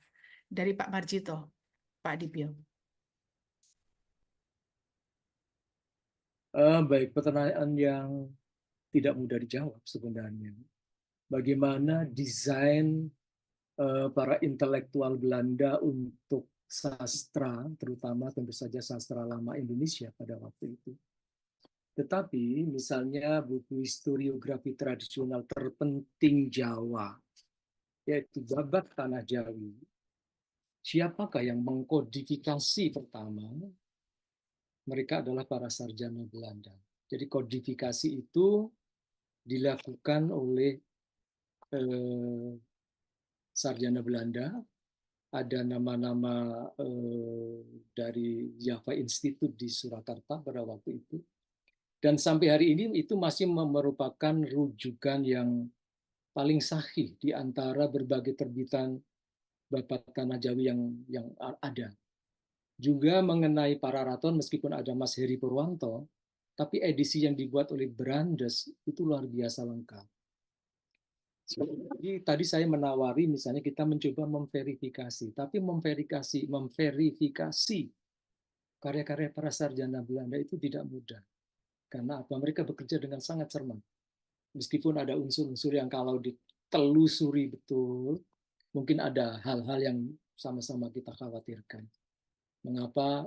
Apakah Babat Tanah Jawi itu ditampilkan secara utuh, persis seperti edisi ketika teks itu ditulis oleh salah seorang cari dari Kasunanan Surakarta, atau kemudian sudah mengalami penyuntingan ketika akan diterbitkan, ditambah dan dikurangi itu ya. Mungkin sebentar lagi ada satu edisi menarik Pararaton yang akan dimunculkan setelah Mas Heri Purwanto, itu oleh Wayan Jarah, seorang sekarang sudah jadi dosen di Australia saya kira, beli Jarah ini, tapi dia membuat edisi yang bisa memberi gambaran kepada kita benar tidak sebenarnya bahwa seorang sarjana sastra Belanda itu sering memanipulasi karya-karya yang dituntunnya, seperti tuduhan bahwa salah satu versi dari cerita tentang Perang Bubat itu dimanipulasi oleh sarjana Belanda. Orang mengatakan bahwa perang itu tidak pernah terjadi. Ya, kita menunggu bukti, karena Iya. tidak cukuplah kita hanya menuduh, tapi kita perlu juga bukti-bukti yang konkret untuk meyakinkan banyak orang. Begitu Mbak Ari kira-kira. Baik, terima kasih. Sekarang kita beranjak ke pertanyaan berikutnya dari Mbak Ikriski Hidayati. Izin bertanya, kajian sastra postkolonialisme apakah membutuhkan kajian multidisiplin dengan kajian lain seperti antropologi, geografi, dan lain-lain? Lalu bagaimana kita mengetahui wacana postkolonialisme ini adalah wacana yang manipulatif atau orientalis, seperti kata Pak Dipio tadi? Baik, terima kasih. Ini saja sudah lintas ya, postkolonialisme gitu ya. Karena ada sastra, ada postkolonialisme, artinya sastra dan sejarah paling kurang. Oleh karena itu, kalau saya dalam praktek dimintai saran oleh mahasiswa untuk bahan kajiannya, saya mengatakan, kamu harus belajar sejarah yang ditulis di dalam novel ini. Karena kalau kamu tidak tahu sejarah yang ada di dalam novel ini, bagaimana kita tahu bahwa sejarah itu didekonstruksi oleh novelisnya. Nah, itu yang sangat penting. Jadi sudah dari sananya memang sudah interdisiplin. Ya. Dari sananya sudah interdisiplin. Semakin banyak disiplin yang kita pelajari, maka akan semakin terang apa yang kita lihat pada masa lalu kolonial. Tentu saja kalau itu karya yang ditulis orang Belanda, ya kita coba lihat buku-buku yang mereka tulis mengenai hal itu. Itu yang pertama. Kemudian yang kedua, tadi apa Mbak? Agak lupa sedikit. Yang kedua tadi adalah pertanyaannya, lalu bagaimana kita mengetahui wacana postkolonialisme itu adalah wacana manipulatif atau orientalis? Baik. Saya kebetulan meneliti ini. Saya akan cerita aja penelitian saya dalam disertasi tentang novel Surapati ya, yang ditulis oleh Melati Van Zava. Nicolina Maria Slot, nama pengarangnya. Beliau seorang Belanda Totok, perempuan Belanda Totok yang pernah tinggal di Semarang agak lama. Dan entah kenapa beliau memilih menulis tentang Surapati. Saya sudah bertanya kepada biograf beliau, Vivian van der Loo misalnya, dia tidak tahu alasannya. Kemudian juga berdiskusi dengan emeritus profesor dari Universitas Leiden, Profesor Peter Zonneveld, tetapi juga tidak terjawab. Malah saya disilakan bertanya kepada Vivian. Nah, di dalam novel Surapati, Melati Van Zava mengisahkan bahwa Surapati itu sangat tergila-gila untuk menjadi Belanda. Sangat tergila-gila menjadi Belanda. Bahkan pada akhir hayatnya, Surapati itu wafat ketika dia membaca doa-doa yang biasanya dibaca orang-orang Kristiani ketika akan meninggal. Dia dibimbing oleh anaknya Robert.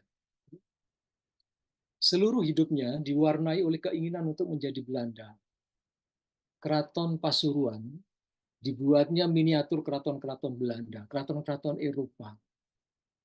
Ini orientalistik. Ya. Tidak ada data seperti itu dalam sejarah kita. Kita tidak tahu betul apakah benar bahwa Surapati itu wafat setelah dia kembali menjadi seperti domba yang hilang dan kembali kepada iman Kristen. Kita tidak tahu. Jadi ini adalah bagian dari gagasan awal untuk menulis itu, karena gagasan awalnya adalah Surapati adalah tokoh yang kira-kira membayangkan tokoh sempurna dalam gambaran orang-orang Bumi Putra pada masa politik etis. Jadi gagasannya dituangkan di dalam tokoh Surapati itu. Kira-kira seperti itu. Baik, kita lanjut ke masih ada 5 pertanyaan lagi. Terima kasih Bu Mustafa atau Pak Mustafa Sibu Baco ya yang mengikuti dari Makkah dari Kerajaan Saudi Arabia. Baik, saya lanjutkan dari Pak Ahmad Supena. Bagaimana dengan postkolonial di ruang tamu, ruang tengah, dan ruang dapur belakang? Kemudian ini saya sambung dengan pertanyaan yang dari Pak Saur Tua Marbun.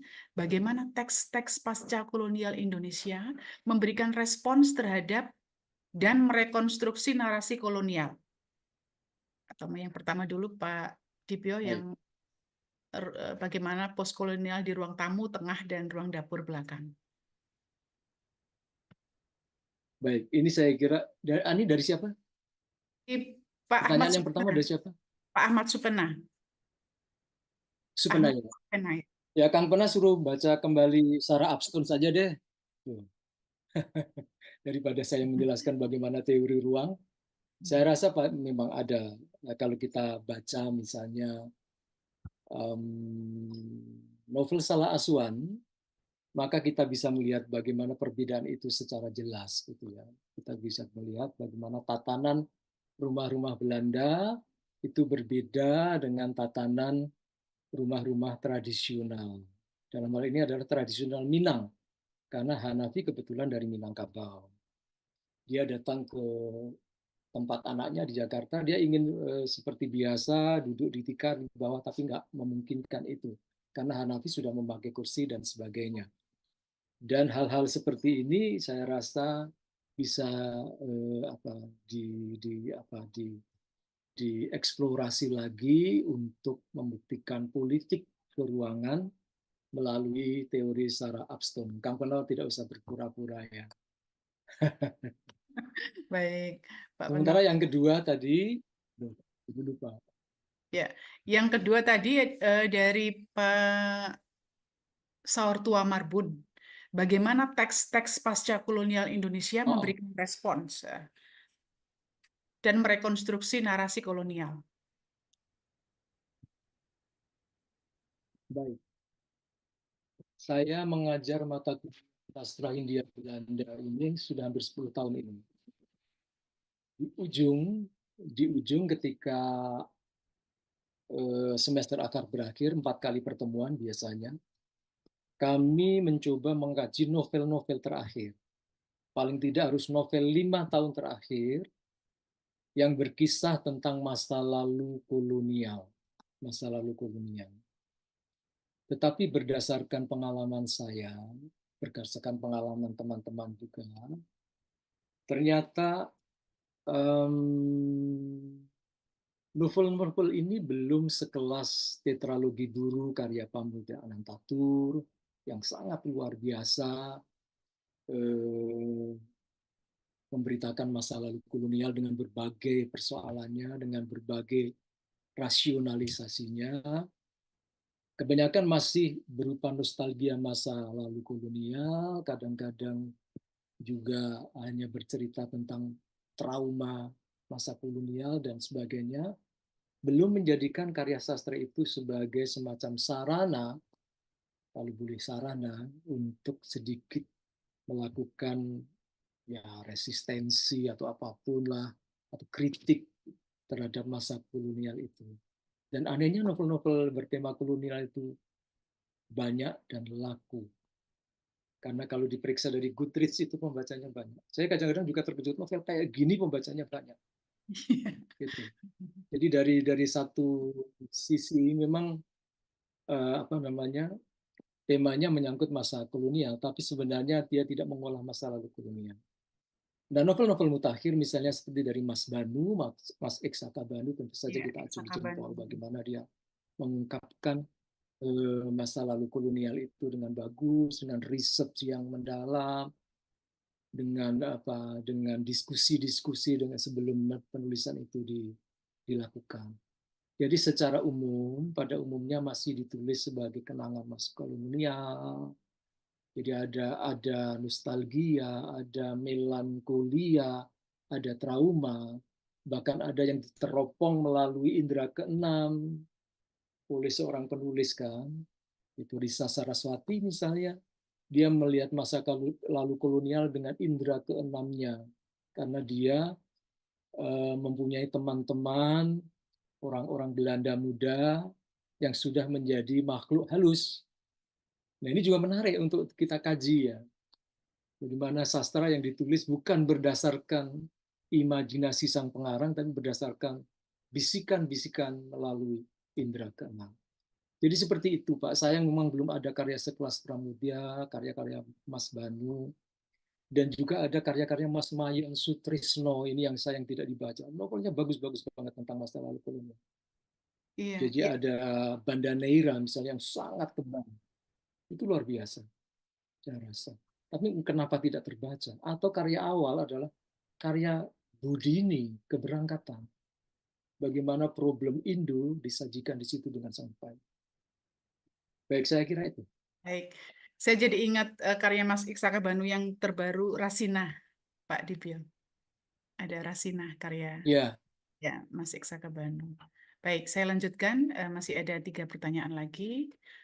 Ini dari Pak Rusdian Nur. Konsep postkolonial dalam praktik kajian lebih ke arah kajian kondisi kebudayaan terjajah, termasuk sastra setelah masuknya praktik kolonial di negeri koloni.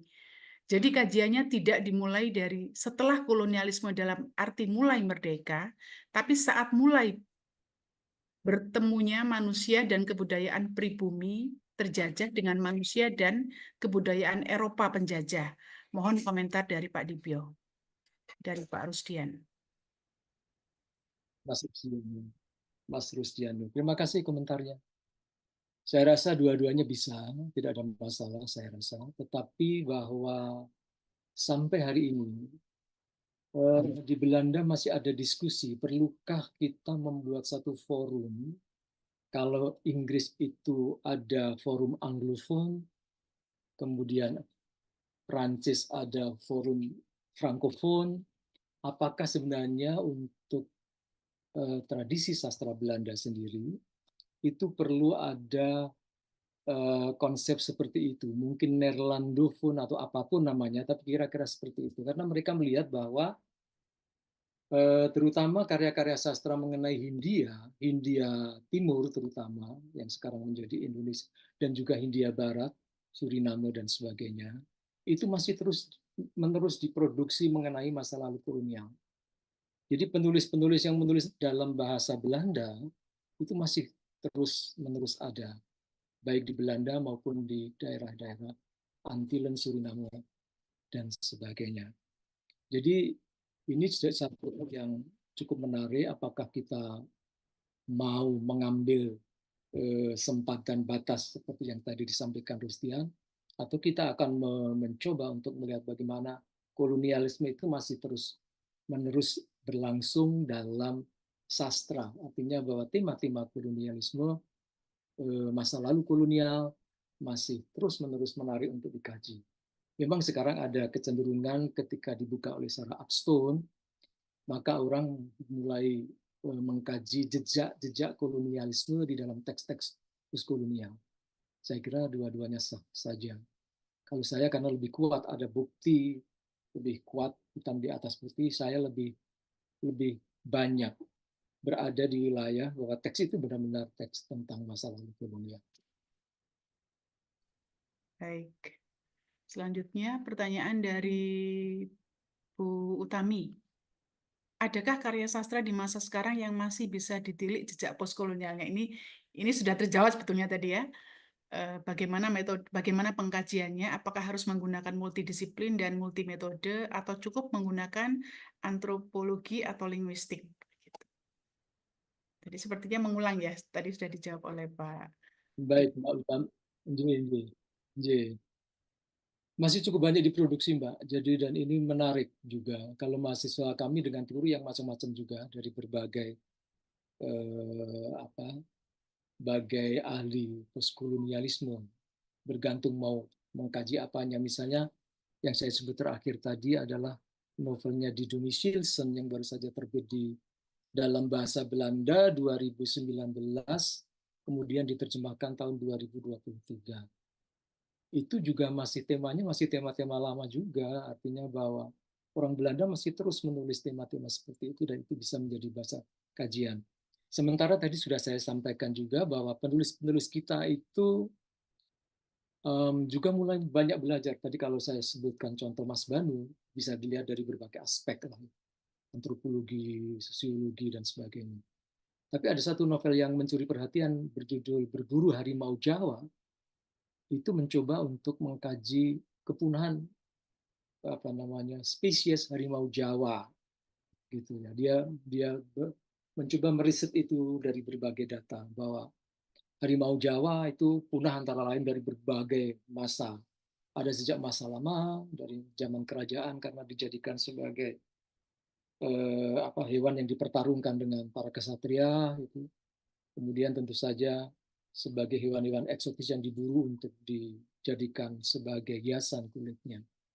Jadi ada juga anak-anak muda yang meriset seperti itu. Jadi kita masih bisa melihat dari berbagai aspek. Baik. Demikian, Mbak. Ya. Ini pertanyaan dari Mbak Elvira. Membincangkan tentang fakta-fakta yang mungkin disembunyikan atau dibolak-balik sehingga membuat citra Indonesia kurang baik.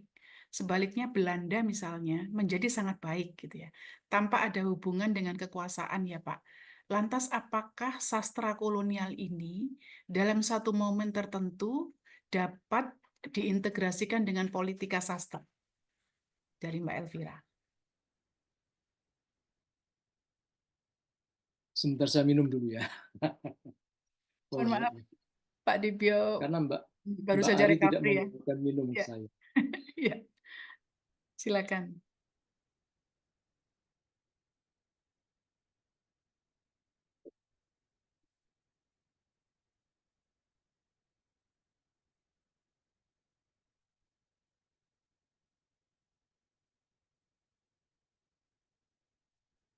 Baik, tentu saja menarik gagasannya ya. Interdisiplinaritas antara politik, postkolonial, dan sebagainya dalam kajian sastra. Justru saya rasa ide dari Hiski kan untuk ke arah sana, gitu, ke arah sana bahwa pengetahuan kita tentang sastra bisa menjadi lebih komprehensif dari berbagai sisi. Tentu saja ada tautannya antara politika sastra. Misalnya contohnya dalam sastra horor saya mencoba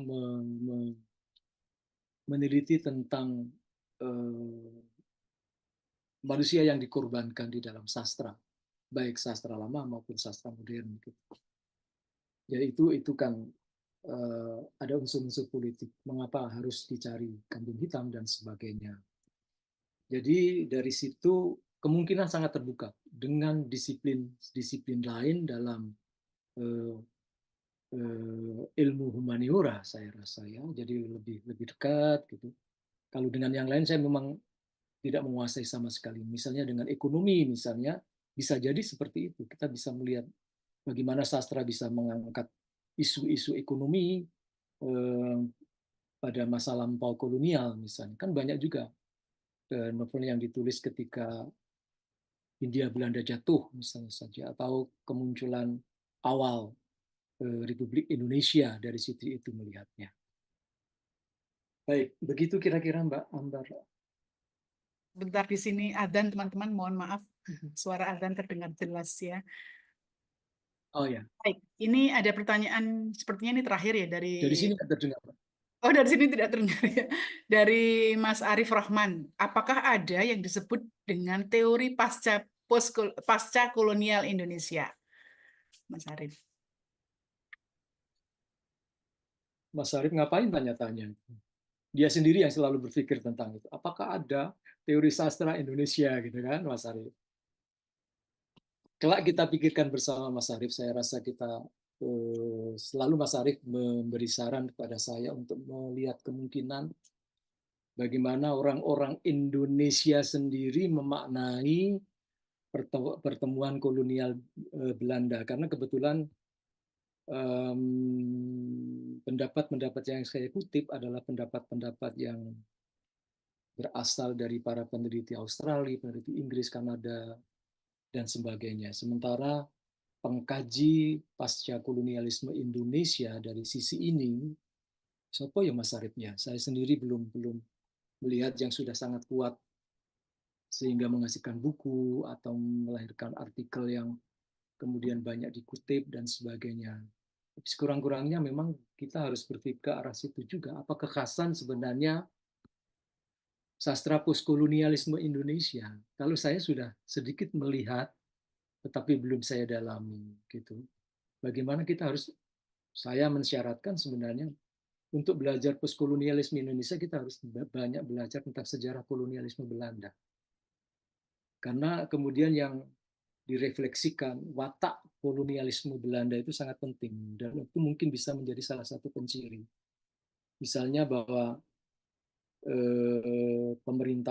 pemerintah Belanda itu mengatur Indonesia tidak secara langsung, tetapi melalui para penguasa pribumi, itu sangat berpengaruh secara teoretik. Jadi ini tentu saja masih bisa mengundang diskusi lebih luas dan memang perlu kita seriusi. Dan ini Pak Arief ini adalah alumnus SOAS, tentu saja lebih banyak ke Inggris afiliasinya. Beliau adalah wakil ketua HISKI komisariat atau cabang ya Pak, komisariat Jogja.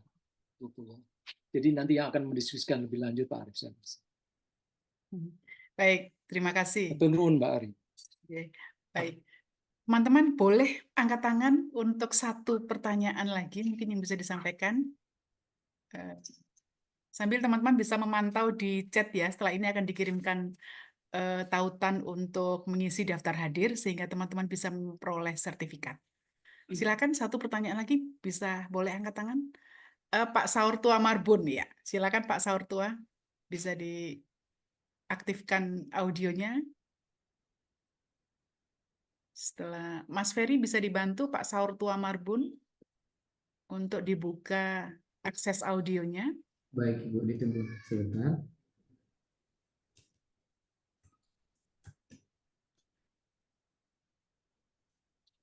Ya, disilakan sudah. Ya, silakan Pak Saurtua Marbun. Baik, terima kasih Ibu Ari Ambarwati dan terima kasih Bapak Sudibyo. Sharing yang sangat bernas dan ya seperti mengelus ilmu pengetahuan kita tentang topik ini Pak ya. Saya ingin bertanya karena kebetulan saya menulis buku tentang postkolonial teologi dan dekolonisasi iman masa kini. Ya, masa kini kurang lebih begitu. Nah, saya ingin mendengar dari Bapak Sudibyo, apakah ada yang terkhusus teologi agama yang dikaitkan dengan sastra postkolonial? Ya, siapa tahu dalam perbendaharaannya Bapak nanti ada yang berkontribusi, memberkati atau memperkaya wawasan saya di bidang ini, Pak. Terima kasih Pak Sudibyo dan Ibu Ari. Selamat siang. Senang sekali bisa diakomodir. Terima kasih. Sama-sama Pak Saurtua Marbun. Silakan Pak Dibyo. Saya harus panggil Pak Saurtua atau Pak Marbun? Pak Marbun biasanya. Pak Saurtua aja lah ya, Marbun. yang di depan nama. Ya. Oh iya. Baik. Tadi saya baru menjelaskan tentang sebuah novel yang ditulis oleh Nicolina Maria Slot atau yang dikenal dengan nama penanya Melati Van Java. Beliau menulis tentang Surapati yang sangat kental dengan Rona Kristiani. Jadi sebuah karya tentang Surapati, seorang budak yang asal-muasalnya dari Bali, kemudian dibeli oleh seorang anggota Derat Van Indio, Dewan Hindia, dan hidup bersama dengan Susana sejak kecil. Mereka belajar macam-macam belajar agama gitu ya. Ketika mereka mulai remaja kemudian memutuskan nikah misalnya, unik sekali mereka. Mereka menikah di dua tempat, di semacam candi kecil dan kemudian di gereja gitu. Dan dalam perjalanannya, novel itu sangat Kristiani, Pak. Novel itu sangat Kristiani. Karena Surapati tadi sudah saya sampaikan kepada teman-teman di sini, kemudian wafat ketika dia meyakini iman Kristen. Jadi tentu saja ini novel ini menarik. Nah, sementara itu, kalau novel-novel yang lain, hanya sekilas, Pak. Karena kebanyakan kalau pengalaman saya itu membaca novel-novel Hindia Belanda, novel-novel yang ditulis oleh orang yang Belanda yang tidak begitu, tentu saja pada awal abad ke-20 sudah tidak terlalu religius lagi. Mereka sudah menjadi pribadi baru yang ya ke arah agnostik saya rasa ya. Oleh karena itu agama hanya menjadi semacam ilustrasi saja. Misalnya kalau menggambarkan hantu di Hindia Belanda, biasanya hantunya itu seperti haji. Jadi hantunya seperti haji melayang gitu, memakai pakaian haji gitu. Padahal dalam bayangan saya hantu itu ya pocong atau apa gitu ya, tapi dia menggambarkannya itu haji. Jadi dalam pengertian mereka, haji itu benar-benar menghantui gitu. Mungkin kalau Bapak mau melihat dari sisi ini, dari sisi religius, bisa jadi bahwa sebenarnya ada ketakutan karena pada waktu itu mulai ada gerakan-gerakan perlawanan yang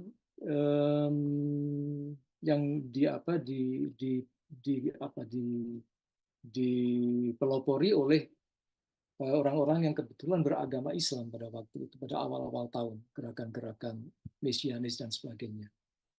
Jadi barangkali ini bisa menjadi gambaran saja. Kalau novel yang benar-benar bercerita tentang suasana yang sangat religius agamis, saya belum menemukan, Pak, dari bacaan-bacaan saya. Mungkin nanti dari teman-teman yang hadir pada siang hari ini bisa menginformasikan kepada Pak Saur. Tapi bagi saya, novel Surapati contoh novel yang menarik dari sisi itu, mengenalkan agama Kristen kepada orang-orang Bumi Putra melalui novel. Baik, itu Mbak Ari. Pak Saur Tua Marbun terjawab ya. Ini jadi ya ya sudah melambaikan dan memberikan tanda ya. Ini ada ya waktu kita 11.47. Jika masih ada mungkin satu lagi Pak Dibyo boleh ya sampai pukul 12. Satu lagi boleh angkat tangan teman-teman. Boleh. Kaki sudah mulai nyeri. Sudah mulai. Maaf, ini karena Pak Dibyo juga baru recovery ya dari sakit gitu ya. Kemudian makin fit setelah ini. Ya, ini saya memberikan informasi dari Mbak Sastri ya.